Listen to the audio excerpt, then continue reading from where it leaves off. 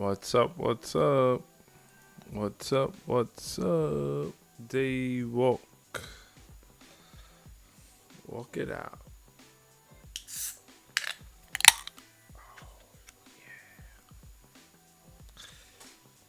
How are you, Day walk?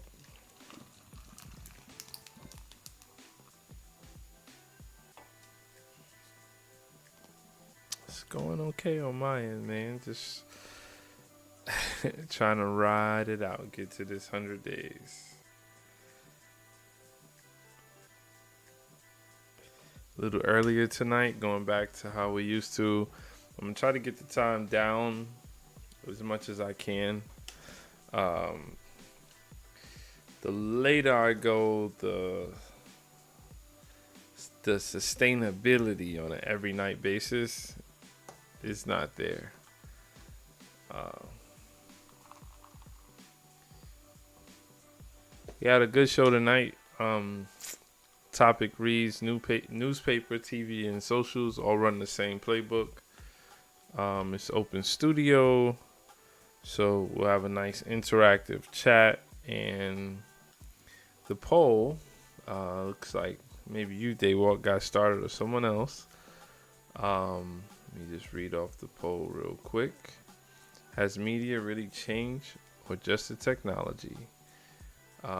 Choices are same business model, more data driven now, AI changes everything, communities matter more now.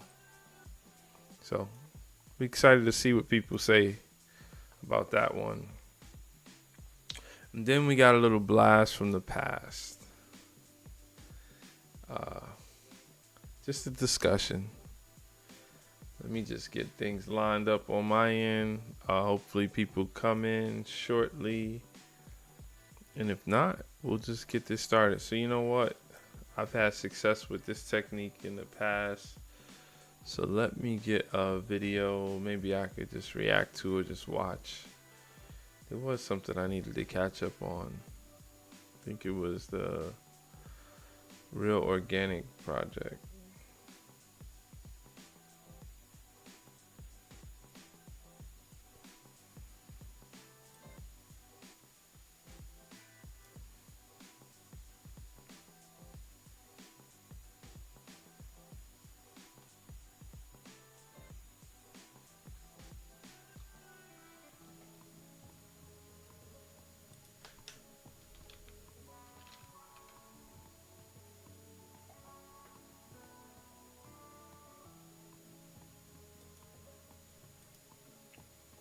Okay, I think I found something.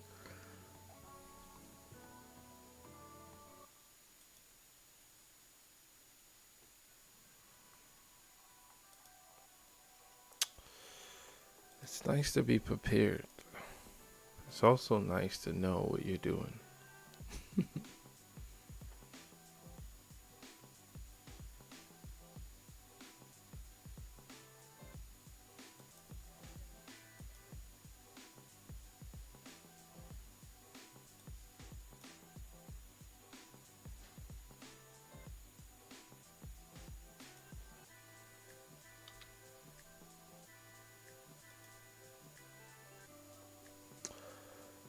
If anyone watches the replay, sometimes it does take us a little bit of time to get things, to get people in here. And it's hard to start the show if that's the state that we're in. So that's the dilemma. That's the dilemma.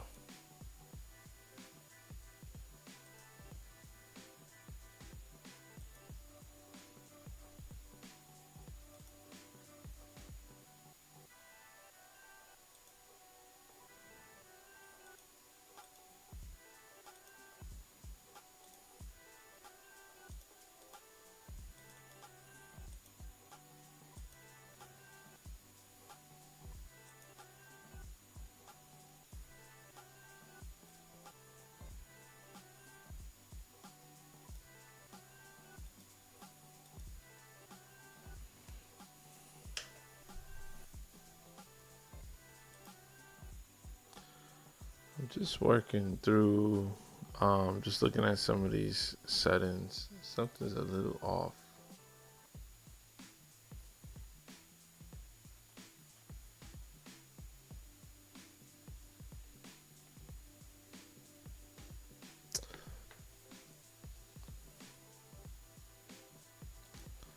Doesn't show.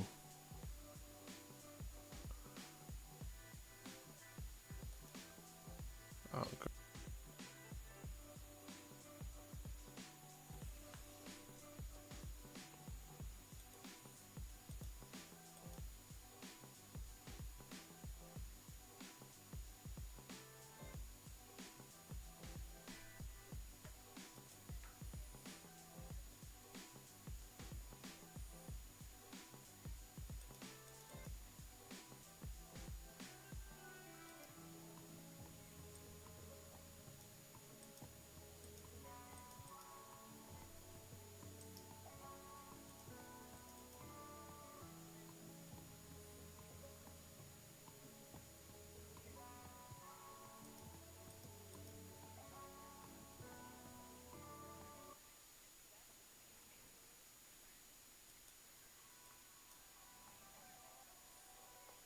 Just like me. And then Robert F. Kennedy said, we want to make America healthy again, what I've spent most of my career trying to work on. Welcome to the Real Organic Podcast, an Anthem Award-winning show recognized as Best Sustainability, Environment, and Climate Podcast, and named one of the best climate podcasts by Earth.org. I'm Lindley Dixon, co-director of the Real Organic Project. We're a grassroots, farmer-led movement with an add-on organic label distinguishing crops grown in healthy soils and animals raised on pasture, without synthetic fertilizers or toxic chemicals. You can look for our label in stores, find a farm near you on our website, and tune in every Tuesday for new episodes of our show on your favorite podcast platform or on YouTube. Hi, Dave. Hey, Lindley. How you doing? Good. I'm great. Today we have a really exciting podcast because Mary Nessel came to our conference at Churchtown last year. Would you let folks know why you invited her?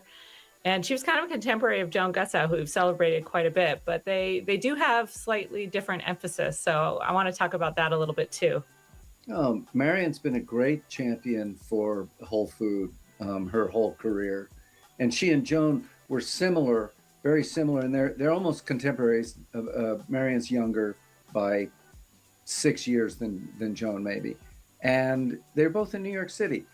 The main difference, I think, is that Joan was deeply connected to farming always. Like, how is the food grown? And for Joan, that meant it had to be grown organically. And she took a lot of heat from that, from academia, from the politics, from the press, because she was a big champion of organic farming. But they really agreed about whole food, getting rid of ultra-processed food. I think that they agreed that there needed to be less chemicals by far in agriculture. So they were very supportive of each other's work. And they really agreed on how corporate power is influencing policy and ultimately what we eat. So that what feels like a choice isn't really a choice because things are subsidized that makes them cheaper. And that's the food that we end up eating. Yes. Marion's most famous book was Food Politics. And when she said that when she wrote it, it was nobody had put those two things together. Food's political. She said now it's obvious to everybody. And that's thanks to people like her that this conversation has been developing. So she got a standing ovation at our conference for this talk. And we asked her to speak what was on her mind. And what was on her mind was Maha. This was last fall. Yeah. So right. It's kind of unfolded a little bit more since then. What's going on right now in the news? Well, let me just say first that she was not dissing Maha. She was saying, great, Maha and I agree about food. We agree about virtually everything about food and agriculture. And the question is, will Maha be able to stand up against the corporate forces? because typically in government, that has just not worked. And the question is, will Maha be able to do that? At that point, Donald Trump was saying, yes, we've got to stop and get rid of these poisons in our food supply. Since then, Trump has moved dramatically in favor of the big chemical companies. And shockingly, RFK Jr. has come out to support Trump's position, which was just like, whoa, that was a complete reversal for him. So I think that right now, Maha is divided internally, and some of Maha is very partisan, and some of Maha is absolutely committed to getting rid of the chemicals in agriculture and making food safe again. So the big issue was domestic production of glyphosate, and that's what they've been divided on, whether they support that decision or not, correct? That's right. That's right. Trump issued an executive order protecting glyphosate, saying it's necessary for our national security to not only protect the manufacturer, but let's have it all be manufactured in the U.S.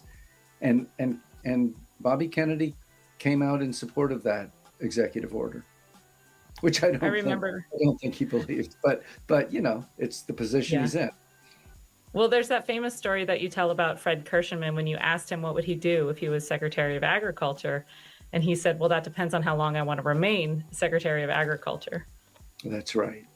And this is not personal, it's systemic, this problem. And this is what corporate capture means.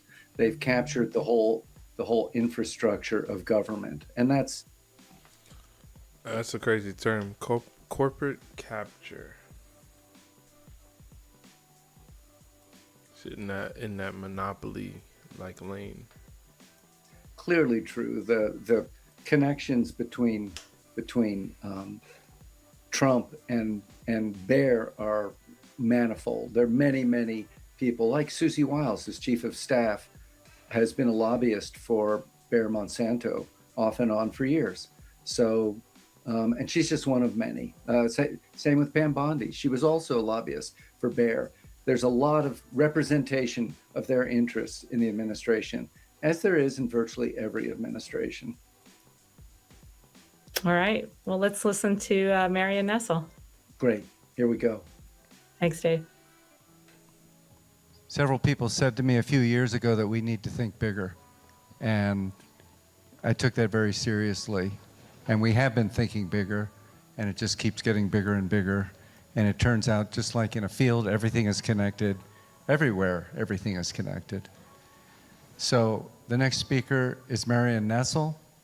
Marion is a new friend of mine. I only met her this year at a memorial service for Joan Gussow. And she's started her career late and just kept going. She's a remarkable force in the food system. Her book, Food Politics, is very significant, and those are two words that were not casually put together before then, and now they're commonly put together. So, Marion?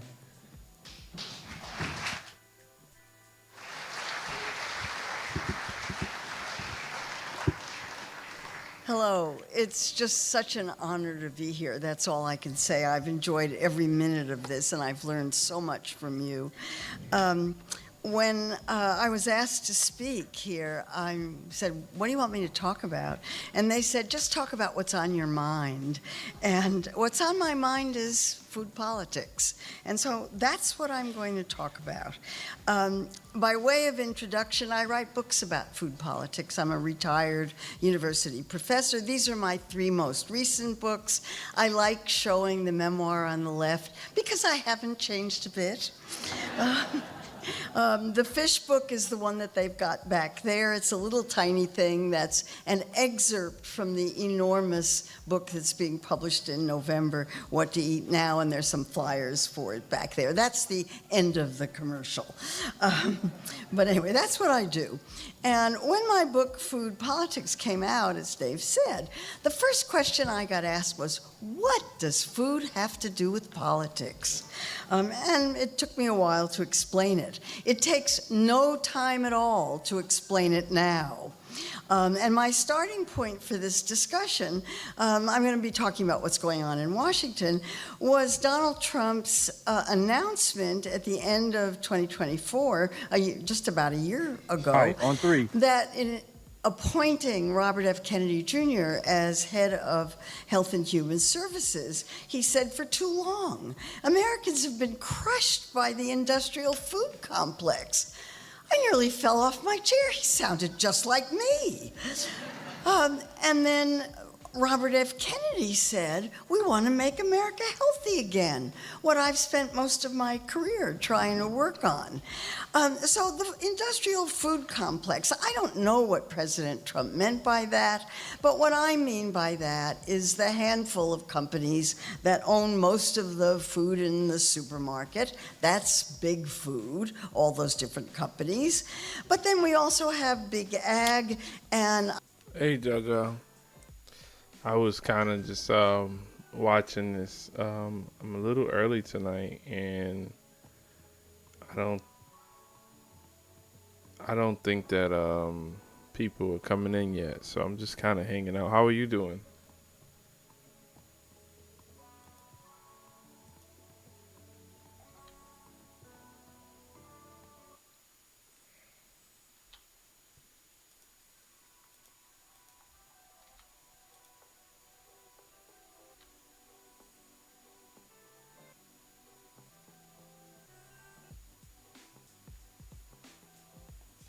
How are you doing?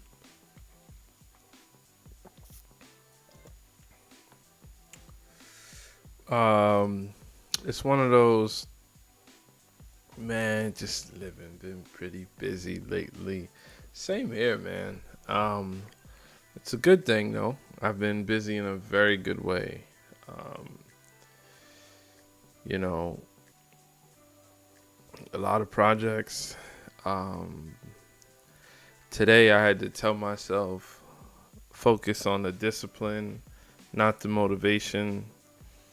You know, when you get a lot of projects, you tend to lose motivation, but just do what you know is supposed it's supposed to be done, what you had already planned, and keep it going.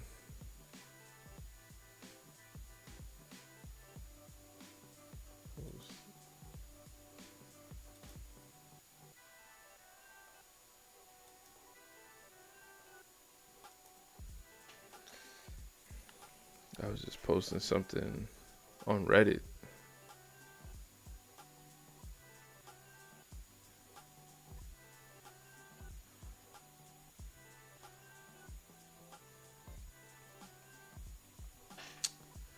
Yeah, so I just got this canopy, and it's really cool I have like I feel like I have like a temporary work site now.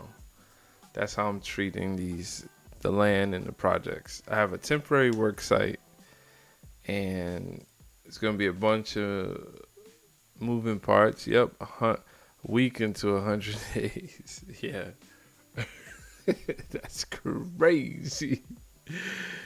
But hey, I don't see how. I don't know how I got here. It wasn't easy, but I'm here. I'm not gonna complain about it, you know.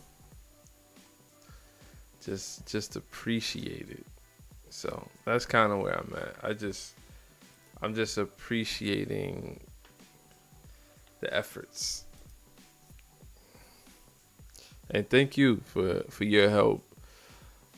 Marlon, what's up, man? Thanks for your help along the way, man. Because just popping in every now and then, super helpful. From this side, the question is always the same when I talk to people. They say, how do you go on? What do you talk about? The weird part about being asked that, and I'm being asked that by like people that I know, just come on the show. Come on. And you'll see. Maybe if you come on, we can get it out fast and I won't have to stay on it. Marlon, how's things going for you, man? Yeah, how's the spring starting off? I was just saying, I just got my wife purchased this canopy for me, like a 10 by 10, and I'm just such a stubborn person. I didn't, I don't like cheap or temporary things. Like that's a hard thing for me. And when I see, cause I have a neighbor. Oh, gotta stop. Okay, be safe, man. Um, I have a neighbor who, you know, collects stuff. Stuff. He's actually he likes the way his property functions, but put something on sale. He'll probably buy it. He has a shed. He'll put up a temporary shed, and it works for him. When I look at that, I'm just like, oh, it really bothers me. I'm like, there has to be a cap on the amount of stuff. So I may not be better with having, he's been doing this longer than me. I may not be better with having stuff where it needs to be yet, but I'm also not continuing to add temporary stuff. So the cover is important though, man. You want to be out there on a rainy day, a sunny day, and I tend to go inside back and forth to the house. So now I don't have to do that. Now I could just kind of camp out, take my breaks, probably get a cooler set up, maybe even something more, maybe a little TV. I don't know, man, but it's helping. It is helping, and I'm just pushing through. Just taking it as it comes. Today it did rain, and it did kind of damper some of the momentum that I was working on. I'm trying to get in this pool. Been doing a lot of research about what's left for me to do. I'm trying to have the vision and just live within the vision of seeing me swimming. And whether or not I'll have a job, I don't know if that I don't know. I know I'll be in some water at some point. I don't know if I'll have a job while I'm in the water, but if I don't, at least I got the water. Catch you later, Jaja. Stay safe as well, man. It's a crazy world. Well, I want to get into a few things. The title of the stream is Newspaper, TV, Socials, all run the same playbook. It's something that's been just in my head for some time, but I think today it came up a few times for me, and just realizing, I don't know how everyone else sees it, but we're pretty much in the same playbook.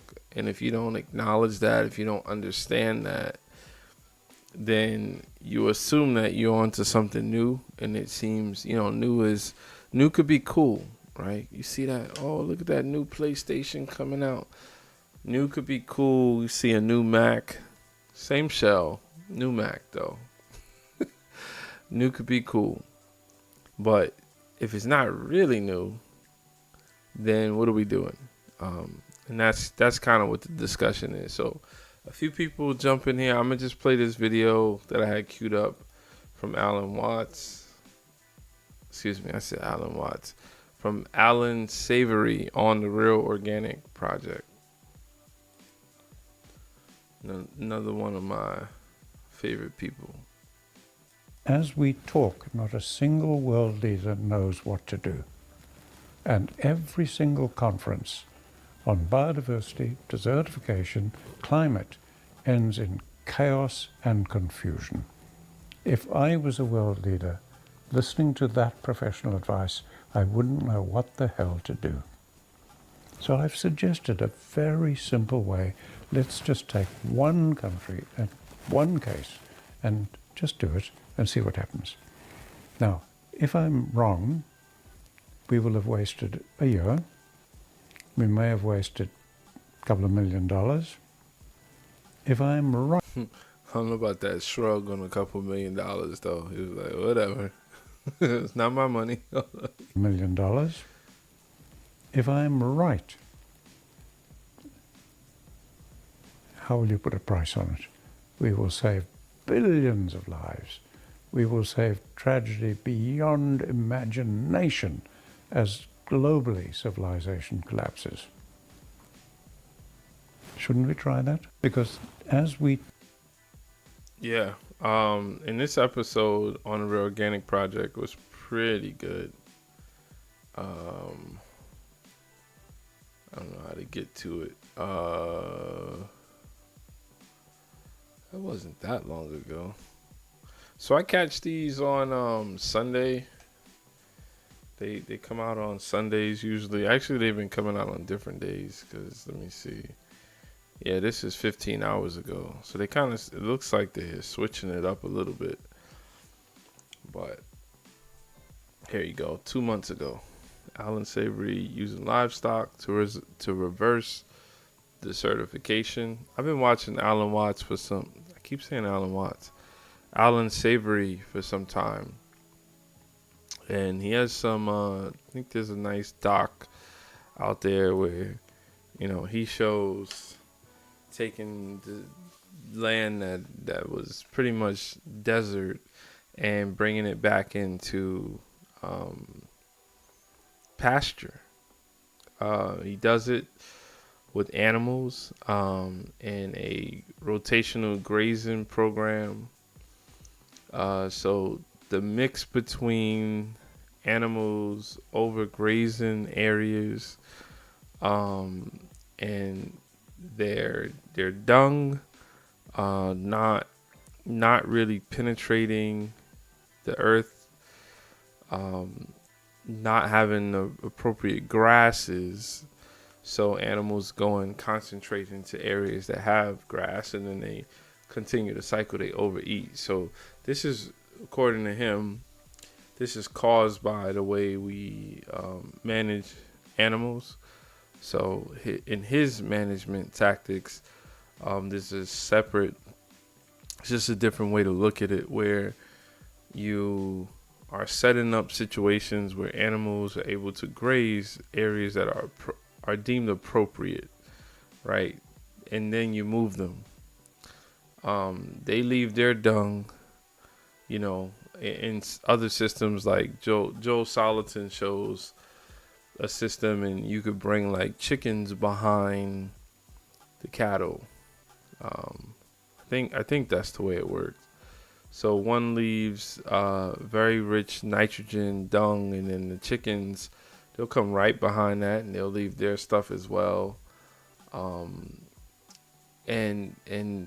those nutrients are going into the ground, and we're not putting ourselves in a situation with a lot of runoff.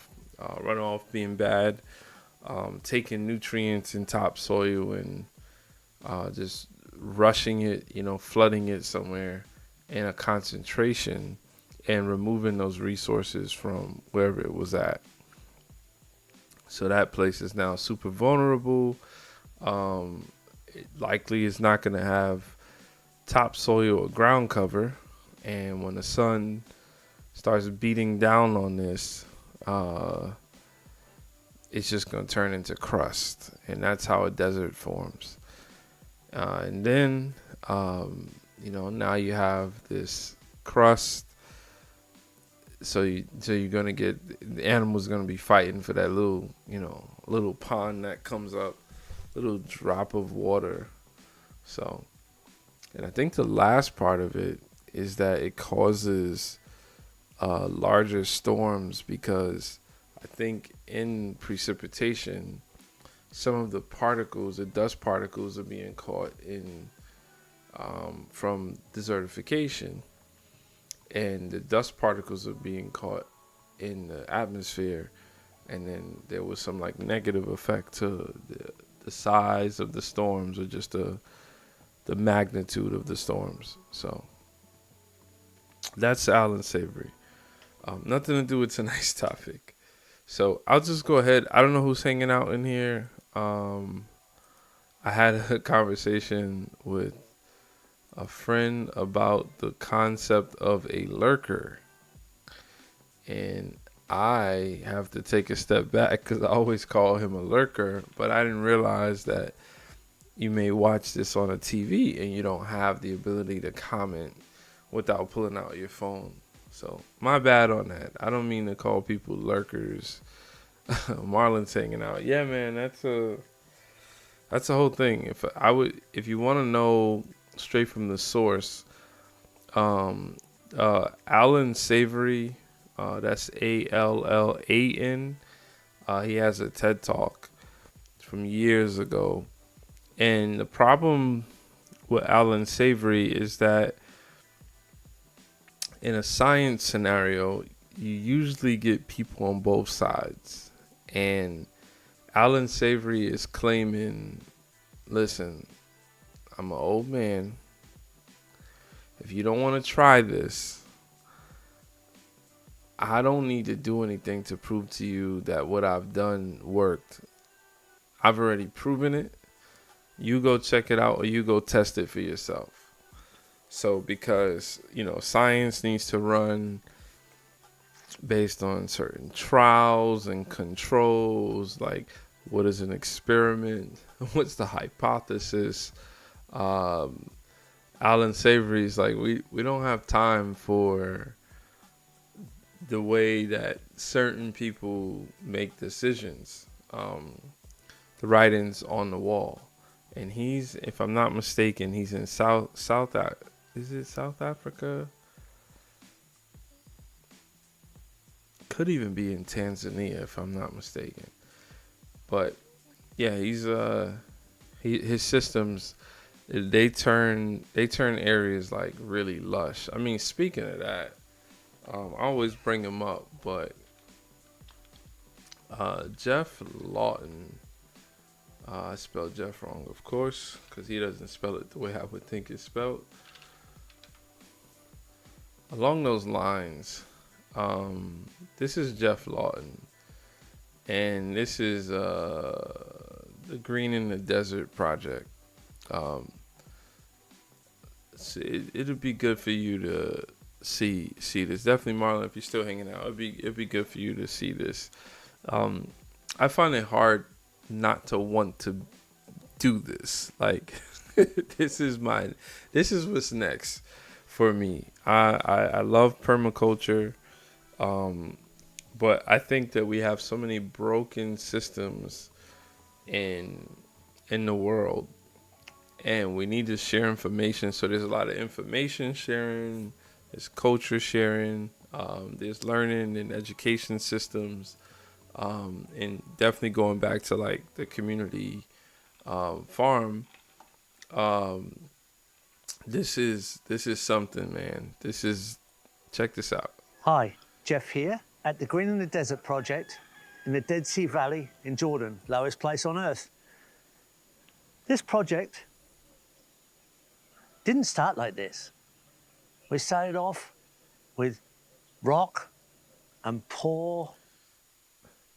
Now, no cap. That's a real picture.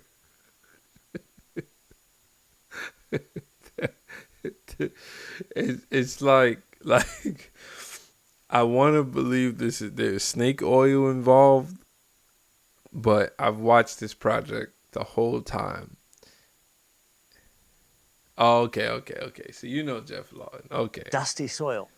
Okay. Let me show you Yeah, he's the man. the main components that made this system work. And the living system come alive into an abundant, productive event. Having secure boundary fences was crucial.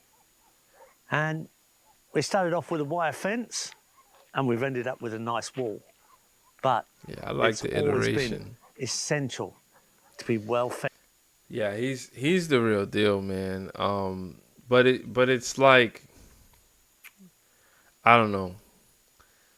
For me, I start thinking about poverty in this country.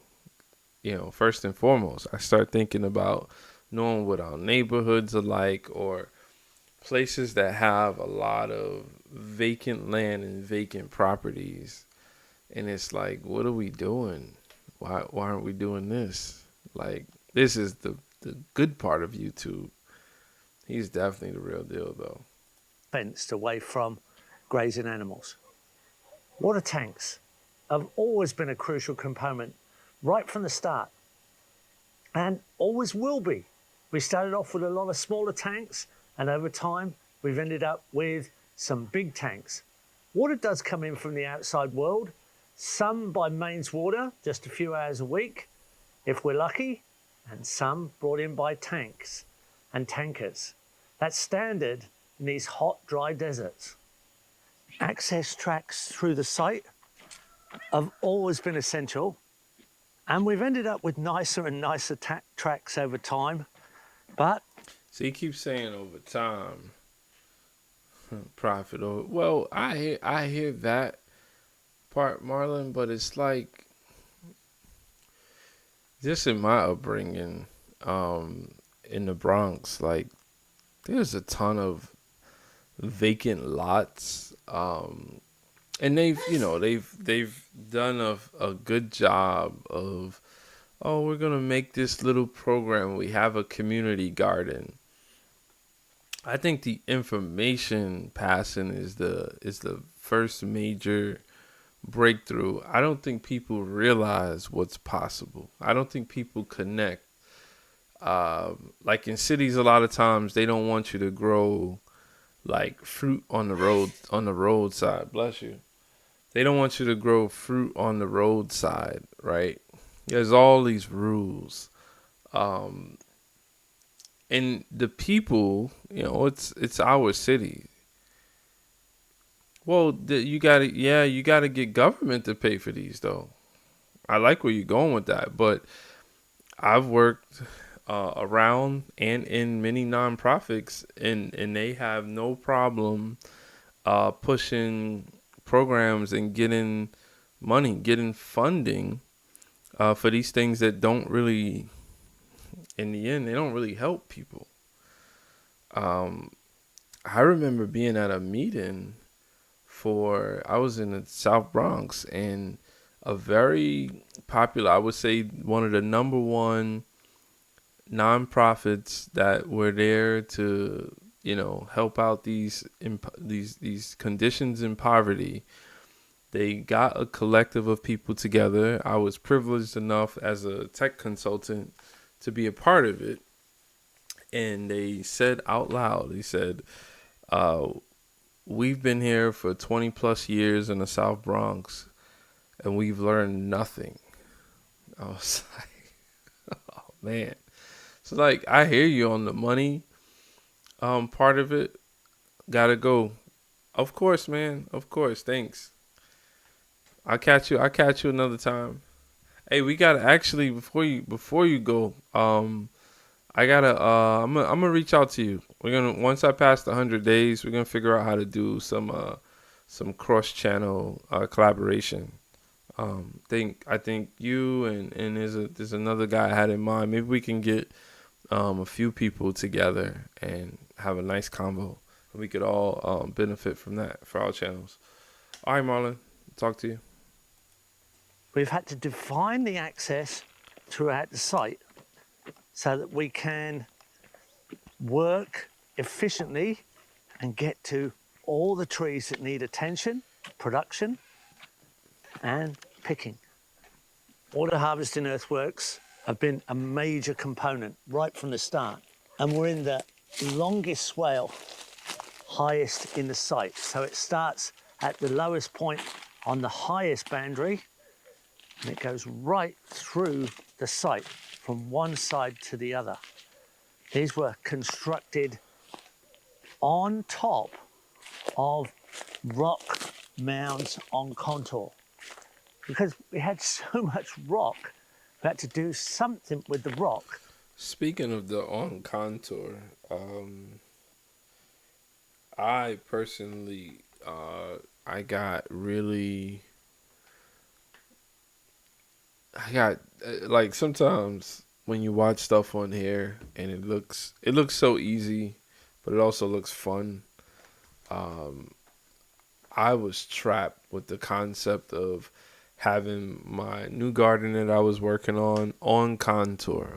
It wasn't even a bit. It's not even a huge garden, and it had to be on contour. And it's like, cause I keep hearing this thing. What's up, Mick the Pick? I keep hearing this concept on contour, and I had to kind of let it go. I had to let it go. We out here. Well, I don't know how many's in the we, but we doing this. Stream team, assemble, Earth. And use it as a resource. Now, some rocks were just too big to move. And just for context, make the pick. So I don't know if you observe the title of the stream. It's called Newspaper, TV, and Socials All Run the Same Playbook. I'd like to get into that topic. I did start the stream pretty early, and I just was, connecting one video to the next. But I have a few things to discuss. Obviously, the poll is there, and hopefully we get a few more people. So if you have any questions about this is the Green in the Desert project. Jeff Lawton. This is in Jordan. I think it's the lowest. What did he say? It's the lowest habitat or on Earth, I believe. It's the lowest point, like below sea level, that people live at. So you get some interesting conditions. there's a few large ones around. But I've been here for majorly, 42 minutes. The rocks were used You on told contour everybody's to coming form soon. They can. these swale mounds. So the swales go right through the site. This just happens to be the longest swale. Now you can see here that the swale is built behind a rock wall. It's not a sealed rock wall. It lets the water through. There's a little bit of cement and concrete holding the rocks in place, but they're just holding up the round rocks that are then. Okay, not much context there.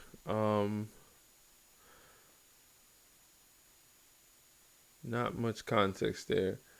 I actually posted on Reddit. It's interesting. Let's see if I got. Okay, I got one person.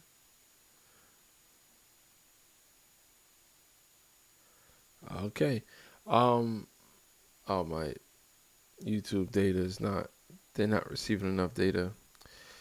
It'll likely bounce back. Well, okay. What was I just thinking about? Oh, I want to show you guys something to get us kicked off with the conversation. I do want to show you guys something.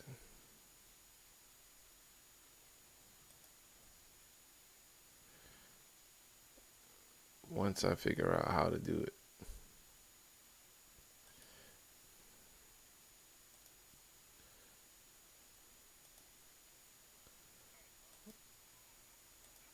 Okay, so that, and then over here.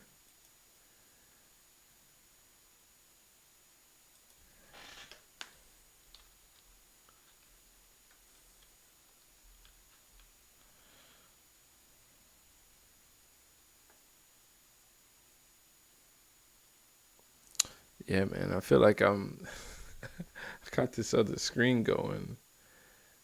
I don't know. I'm losing my comfort. It's like I built up, got super comfortable, and now I'm losing it. All right, I got this queued up now. Okay, you ready? Well, how much did they win by? Because I saw the highlights from the other day while I was in the bagel shop.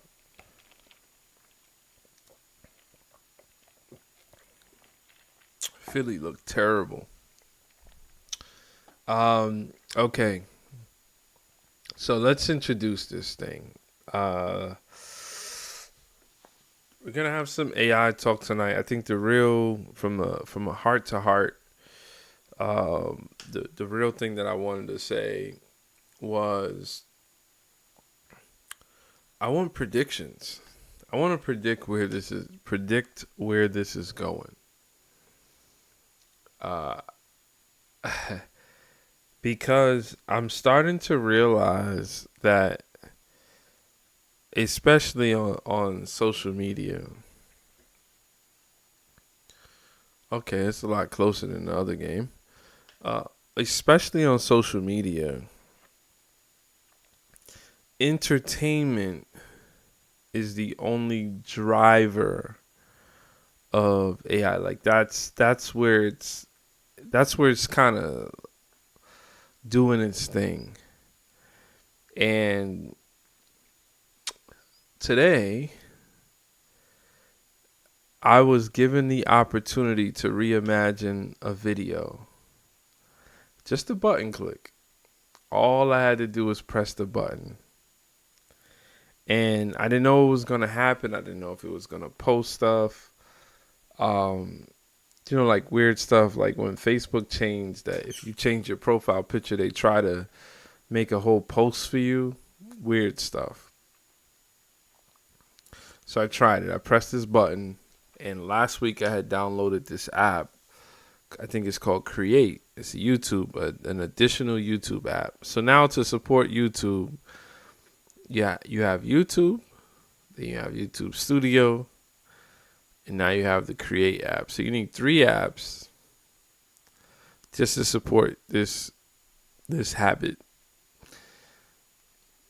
So I think this is the closest thing to getting me to try to understand the future. Like, what is it? What do people think about the future? So I just want to show you my video, which you may have seen.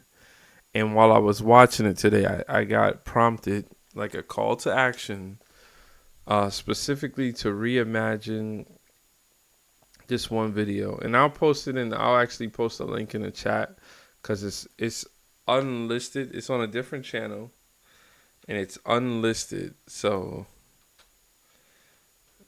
you would need a link to get to it. But this is really, really awkward. So I'm going to just show you. So this is the video. This is the standard video. Stop.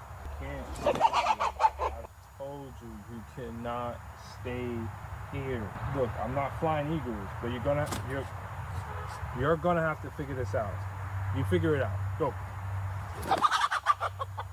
It's too early in the season for this hen to go broody. It ain't my fault you're not subscribed. Okay. So that's my video. You ready for this? On the coop.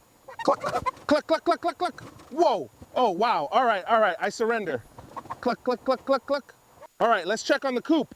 Cluck, cluck, cluck, cluck, cluck, cluck. Whoa. Oh, wow. All right. I surrender. Cluck, cluck, cluck, cluck, cluck. All right, let's check on the coop. Cluck, cluck, cluck, cluck, cluck, cluck. Whoa. Oh, wow. All right. I surrender. Cluck, cluck, cluck, cluck, cluck. What do you think?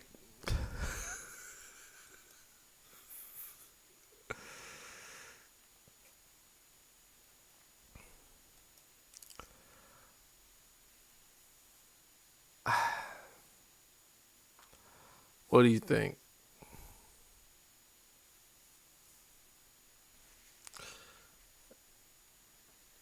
I laughed at it. I thought that I already did a good job of showing some level of comedic energy. I was somewhat, there was some stress involved. I was already tying emotion. This extreme, I don't even have a plant in bed there. So I have no idea.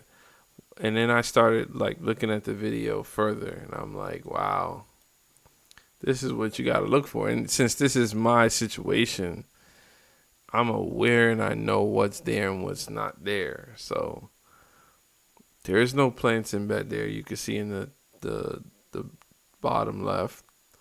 Check on the coop.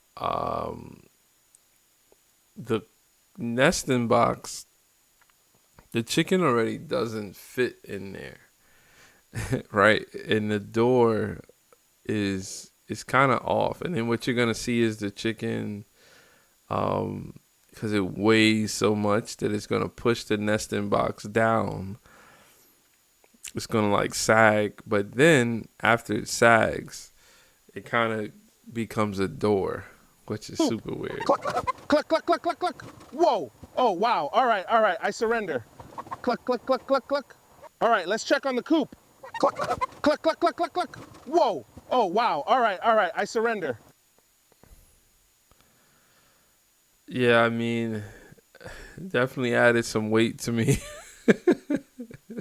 But whatever. Like, I'm not upset at the video. I just feel like we're trying to be entertained. And I can't say it's just one way, because I told you that story about me being catfished by that artist. But a lot of it is in this way. It's just extreme. Just everything is extreme. It only understands extreme versions of entertainment.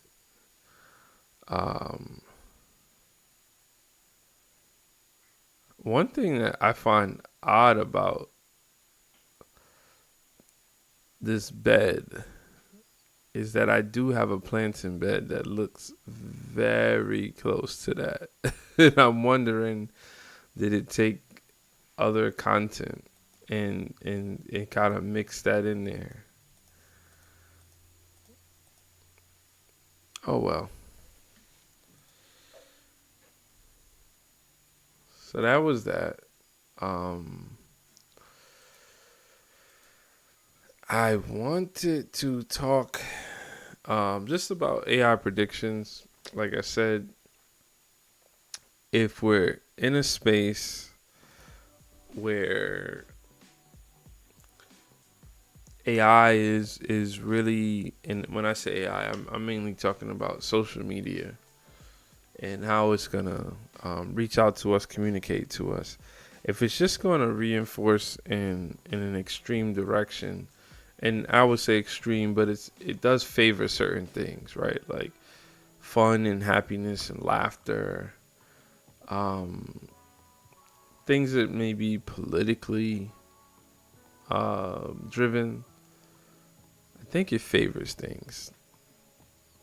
I've not yet seen it like take someone that might be disabled and mimic them and, make a video so that you feel for them, deeper. You here listening? Cool. Make the pick. No, it's fine. We're gonna have a shorter show tonight. I did the thing, make the pick, where I actually sat down, thought about it, prepared, and usually every time I do that, there's this kind of, oh, no one's gonna show up, eh? But it's all good. I was actually editing the video, so. Oh man, why'd they remove my post?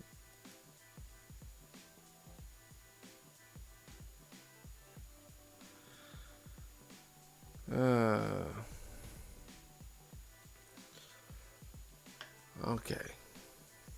I posted something on Reddit on the chickens subreddit, and I don't know. Did they tell you why? They don't seem to tell me why. Just a little rest. Nah. I'm not worried either way. Things are what they are. So do you have any AI predictions? The moderators removed the post. I just posted that YouTube short, a different short, but whatever. Maybe I'll go read the guidelines again. I didn't think it was an issue with me posting a short.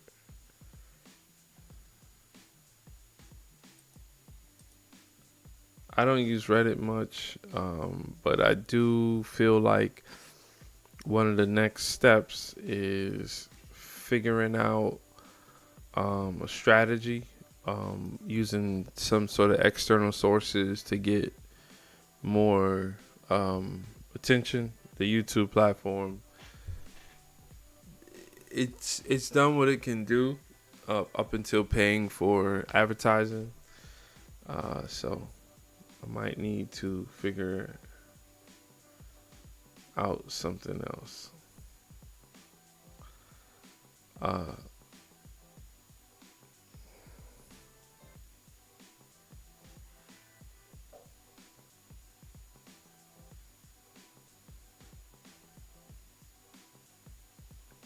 When you say you think we'll see a big shift in smaller businesses using it, but you're saying when the price hikes begin, why would they shift to it when the price hikes begin? Are you saying they're gonna go away from it?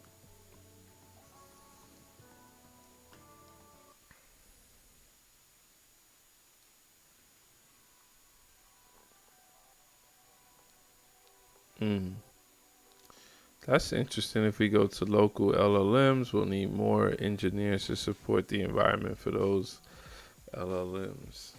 I don't know. I don't know about that. I don't know how we can. Why would we really go local? Oh, you see. Okay, so you are saying we'll see less usage, but if you don't use it, then how does it really hold its value? That's where I'm a little stuck on. Right? If you don't use it, and you've done this so fast that there isn't much of a transition. So where are the people that's going to help you to use this thing better, get the most out of it? Or has that has that not been mainstream yet?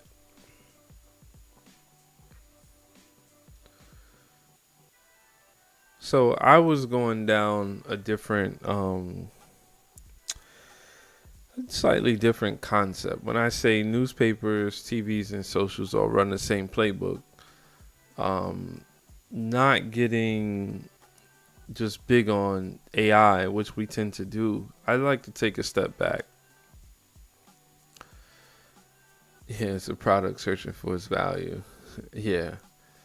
No, to be marketed as a person, it's a good language there you got. So it is a tool. I don't know if it's a business, it's not a business model, right? The model on this platform that we're on right now is still, as far as the YouTube side of the deal, it's still the same model. You have subscriptions, so like YouTube TV, so that's like subscription, and then you have ad revenue, but then you're sharing to keep the videos going, right? But it's, to me, if you take away the sharing part, like, how is that different than TV? Take like cable TV. How is that different? We subscribe people to, hey Carolyn, in cable TV, you have subscriptions, you have people who have subscribed to that service, and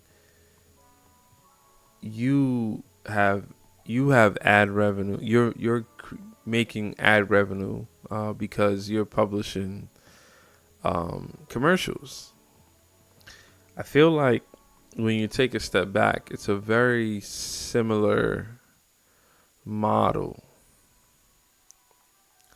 Not going to speak to whether or not the scalability, because that's where it's hard for people to understand, is that it's scalable, so you assume that it's not the same model. And if it is the same or very similar model, then AI is purely just an enhancement to further deepen that model, right? You want to be here, so you want to be able to subscribe. This is where you're supposed to be. This is where they want you to be. You're in the best place. So I think it's the same playbook. Now let's go further back, and then you go back to newspapers and the traditional, even radio. The traditional model was based on subscribers. So newspapers sold subscriptions, and they publish ads. It's just a slower pace. It's just a slower pace. You're still publishing ads. It's this. I'm waiting for the day where the business model is not based on that. Like, look at like Netflix, right? Netflix had a subscription model, and when they maxed out on that, they just added ads. It's like, it's the same thing. It's just media, right? And I was digging and digging and digging. This thing that I get excited about, like inventions that stand the test of time. But then I get frustrated because the ones that I think about or talk about, I interact with them because of what I do. Because I'm always working with tools. And so my favorite, I would say invention is the Archimedes screw. Are you guys familiar with the Archimedes screw?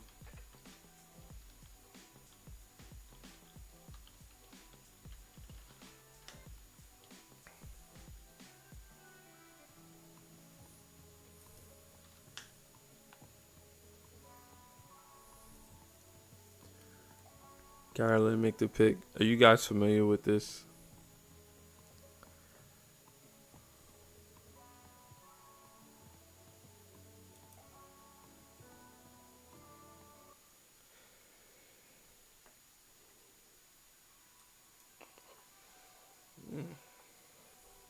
Man, got me yarning up here. So if you're not familiar, I'm sure you are. I mean, we've all have used the Archimedes screw. We may not realize its importance. So I decided that I actually wanted to find a very productive list, and so I decided to use AI to help me with this. So I had wanted to explore how things continue to really not evolve, right? Like, I don't think that the model is evolving. I don't think that the subscription and ad publisher business is really evolving, even though we're a part of it now, right, with the revenue share. But we don't know that that's always going to be there. I've learned that there's a huge cost to providing free infrastructure to all of us. in many ways. Like the video that I just showed you guys, the one with the AI in it. That video is unlisted. It could have been private, but that data is sitting there. It's on a server somewhere. It's in a cloud somewhere. And it's not going anywhere because the moment that I sign back in, I'm going to want to see my video. Right? So all of this data is being held somewhere. How do we move 5 or 10 more years and the company, the YouTubes of the world, they front the cost of all of this data? Now, that's not really an AI problem. That's just a problem with time, right? And it's not to say that most tech companies are going to have similar problems if they have some sort of a social offering, right? But not one that's so tied to their business model. Like, I know a podcast that tried to upload a 24-hour stream and it failed.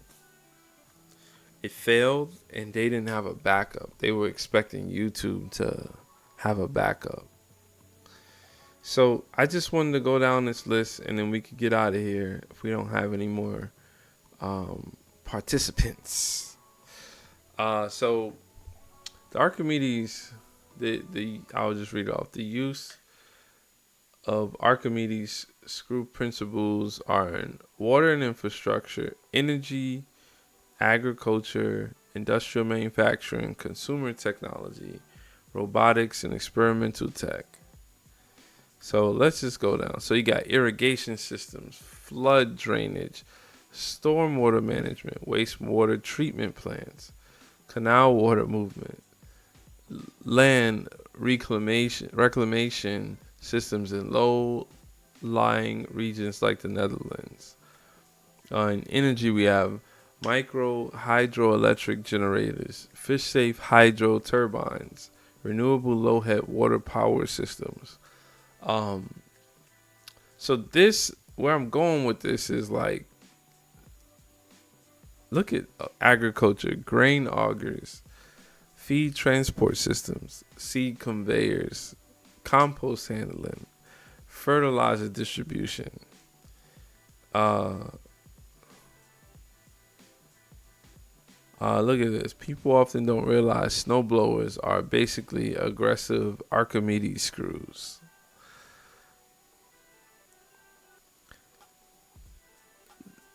The Archimedes screw moves water upward against gravity. So this invention is transformative in a way, and that's a word that you're gonna hear attached to AI a ton. It's the transformative. But this idea has obviously stood the test of time. The chances are you don't go a day without being near, around, or impacted by a tool that you had no idea make the pick. Man, I know. I brought this to my daughter's attention and I just said it out loud, and I thought, are you smarter than a third grader or whatever? She's in a higher grade than that. And I wonder, do they teach this type of stuff? Right. And I'm like, she goes, that just sounds like someone, a Greek god. So, okay. But how much do you understand that our society is based on this invention? It's based on this. When I use an auger to get dirt, to dig a hole, it said a snowblower. It's anytime an auger is involved, it's an Archimedes screw.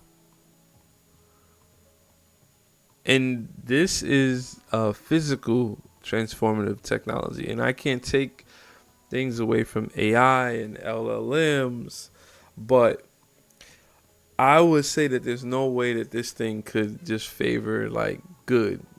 It's sort of like it would have to be a universal technology, and AI, because of its makers and creators, yeah.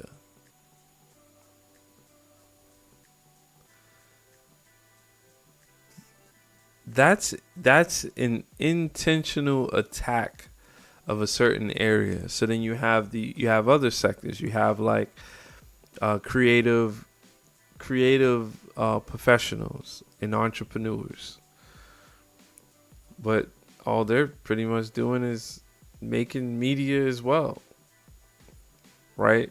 So this is so media heavy.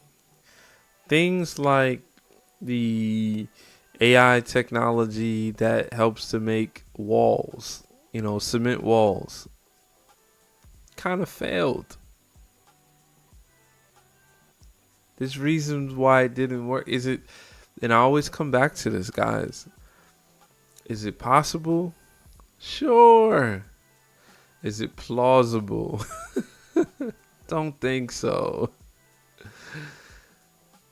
So just from a prediction standpoint, I do overlap with Mick the Pick. I think Mick the Pick knows what he's talking about when it comes to that. I don't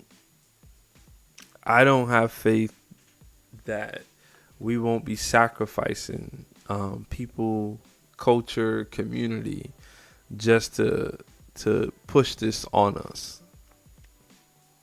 And that's the part that I don't really get, because we're playing. This is all the same playbook, right? It's just a control. It's the same playbook.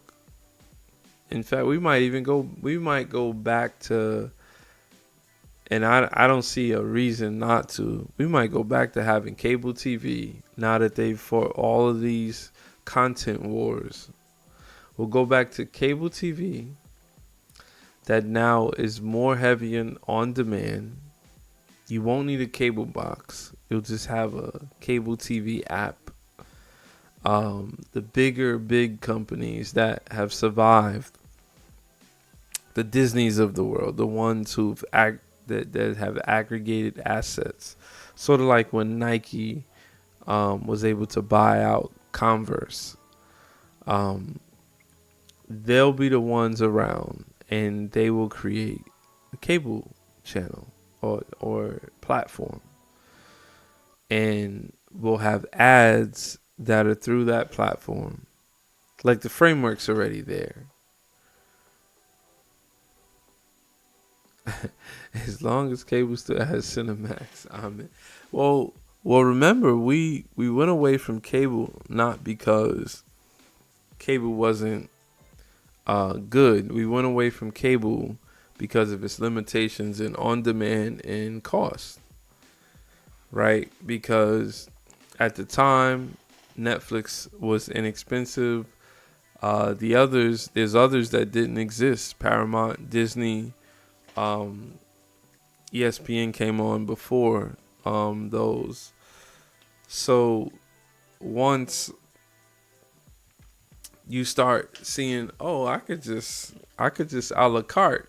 Interestingly enough, Sling TV went with the a la carte concept. I could just figure it out, or I'm not missing anything. I'm not missing anything because we're not investing in those things anymore. So without that investment, you don't know if it's gonna work or it doesn't work, right? So they've kind of they've changed us. We've echoed our habits, and they just said, okay, well, as long as we're able to make the money.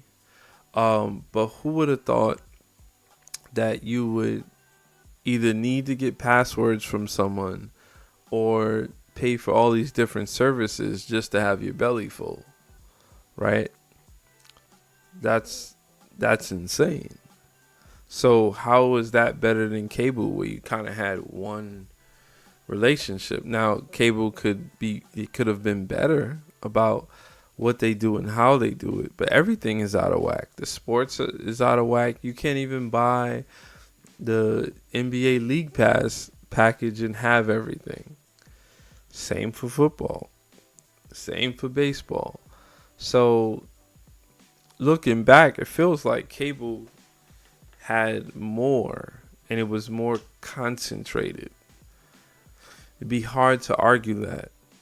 How do you do that without the price? Right?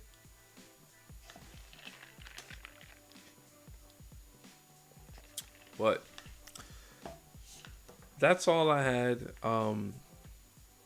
I've actually been on it for an hour and 16 minutes, which is crazy. Yeah, I'm gonna get out of here. I hope you guys have a good evening. Thanks for joining. Thanks for coming through. We'll try to rest up for the days to come. And if you catch some of my content, I appreciate it in advance. Give a like. Chat is cool. I'm at the point now when I could still respond to everybody. So I do it because I can. Maybe the future, maybe I'll always be able to do that. Who knows? But so Mick the Pick just said it. Don't be a sucker for love. Sucker for love, baby. Actually, before we go, I'm sorry. I meant to play something. Before we go.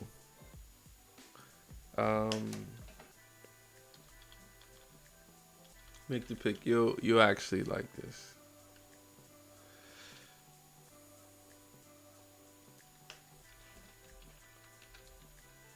Maybe it'll be summoning a person.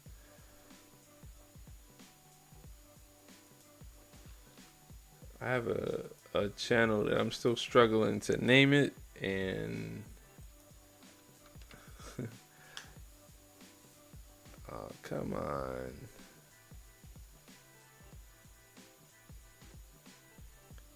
Just trying to use YouTube search, and it's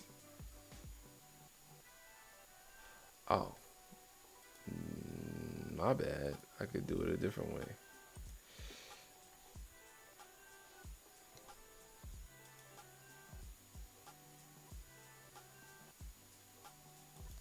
I hope you guys didn't leave yet.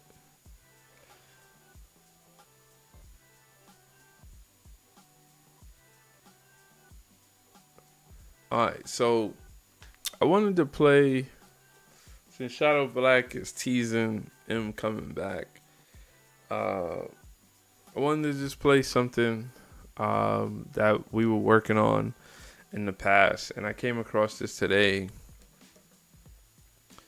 and I was like, you know what? I really like how this sound. We had something going. I didn't know enough on how. Well, he kind of flaked on me. That's the truth. I'll let him tell people why he did, but I couldn't reach him anymore. I was reaching out to him. But to say that we weren't having heartfelt conversations, we were. It was really good episodes. So the channel is called. Hey, I'll just put this in the chat just in case. If I know Mick the Pick is following the channel, but if you just want to check it out, don't need to subscribe. I plan on produce any content that's not like me and my likeness, like, just me. This is the channel that I'm likely going to be putting stuff on. That may not be the name. I've been going back and forth with that, but I just wanted you to hear some of this. Hey, Mr. Biggs. Let me tell you something. You never know what the hell people going through in life.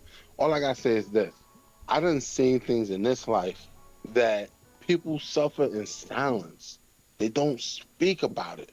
They suffer in silence. I don't watch my kid to be exact, give somebody a hug, just a regular hug, and a person break down, talk about they really needed it, the days that they have, the weeks that they've been going through. Somebody's dying. They got cancer. You don't understand how much just a little bit. I don't discount that. That's not what I'm saying. But I also I don't see therapy as entertainment. Those are two different things. Remember what I said in the very first cast we did? I said the thing with my people is we're not having the conversation. For some reason, we hit the mute button on each other. Mr. Biggs, you know how to keep me, Jay. You already know. Yeah, that was so that was just a little short that I posted from a long form. We were doing like an hour and a half. It was kind of open format. It's funny, they call it open studio. And it was just a back and forth conversation and a build, and we would kind of bring a topic. I really think that there's some value there to explore. I need to be met halfway. Mr. Biggs, who is Shadow Black, needs to be consistent, on putting content out, because then that's just more pressure on me. But the content, I think, was great. I just didn't know. I didn't know what I guess I didn't really think of it as what we had or we didn't have. But yeah, I don't think I looked super deep into it. We did 4 hour and a half episodes, and then we didn't do any more. But the channel as a whole, it needs some work. So thanks. I just wanted to share that with you. I'm gonna start digging up some of that content and seeing whatever I could do to help Shadow Black get in the gear the right way. So didn't know I was gonna be doing 100 days, but I did it. We need to bring that channel back ASAP. Yeah. Hey, I'm not as rusty when I was doing that. I like how I remember putting this together. It was fast. It wasn't, all this effort into it. That's how I roll, right? But yeah, it's just interesting looking back. Like, man, people got talents, man. You just get that creativity out there in the world. But thanks, Mr. Pick. Thanks, Carolyn, for sticking around. I'll see you guys on the next one. Don't be a sucker for love. Today, we train for the 2030 Winter Olympics. Let's do it. But here by the fire we defy. Are warm and we have our heart's desire. For here's for good fellows and the beechwood and the bellows, and the cup is at the lip in the pleasant fellowship. Oh, here by the fire we defy frost and storm. Aha, we are warm and we have our heart's